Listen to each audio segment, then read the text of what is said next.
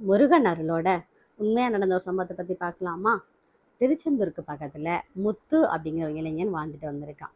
அவனுக்கு ரொம்ப நல்ல மனசுங்க. ஆனால் மனசில் எப்போதுமே ஒரு கவலை இருந்துக்கிட்டே இருந்தது. என்னுடைய திருமணம் எப்போது நடக்கும், எனக்கு பொருத்தமான வாழ்க்கை துணை கிடைப்பாரா அப்படின்னு அடிக்கடி சிந்திச்சுக்கிட்டே இருந்தாங்க. அவங்க தாய் என்ன சொன்னாங்கன்னா, மகனே, நம்ம குலதெய்வம் முருகன் இருக்கான், அவரை நம்பு, சரியான நேரத்தில் சரியான பெண்ணை உனக்கு தருவார் அப்படின்னு சொன்னாங்க. ஆனால் முத்துவின் மனம் சஞ்சலமாக தாங்க இருந்துச்சு. ஒரு நாள் முத்து என்ன பண்ணான்னா, திருப்பரங்குன்றம் முருகன் கோயிலுக்கு முருகன் தரிசனம் பண்ண போனான். அவன் படி ஏறிக்கிட்டு இருக்கும்போதே, ஓ முருகா, எனக்கு நல்ல வாழ்க்கை துணை தர வேண்டும், அவளுடன் சேர்ந்து உன்னை வழிபட விரும்புகிறேன் அப்படின்னு கண்ணீர் மல்க பிரார்த்தனை செஞ்சுக்கிட்டே படியேறி போறாங்க.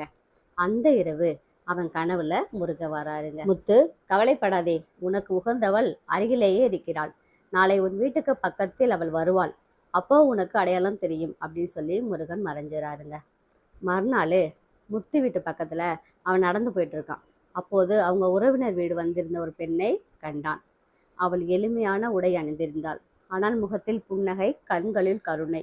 இருந்த இடம் முழுவதும் ஒரே புனிதமாக பரவியது.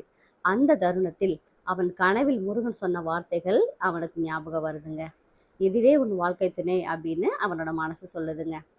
சில நாட்கள்லேயே 2 குடும்பங்களும் பேசி அதே பெண்ணுடன் முத்துவின் திருமணம் நிச்சயமானது.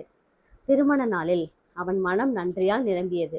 முருகா, உன்னுடைய அருளால் தான் எனக்கு இந்த பாக்கியம் கிடைத்தது அப்படின்னு சொல்லி கண்ணீருடன் சிரித்தான்.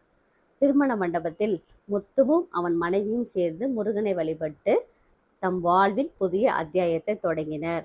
கதையின் நெறி என்னன்னு பார்த்தீங்கன்னா, எந்த விஷயத்திலும் தாமதம் நடந்தாலும் முருகனை நம்பிக்கொண்டு வேண்டினால் அவருடைய அருள் தவறாமல் கிடைக்கும். ஆமாங்க, முருகனை நம்பிக்கையோடு வேண்டினா அவருடைய அருள் தவறாமல் நமக்கு கிடைக்குங்க.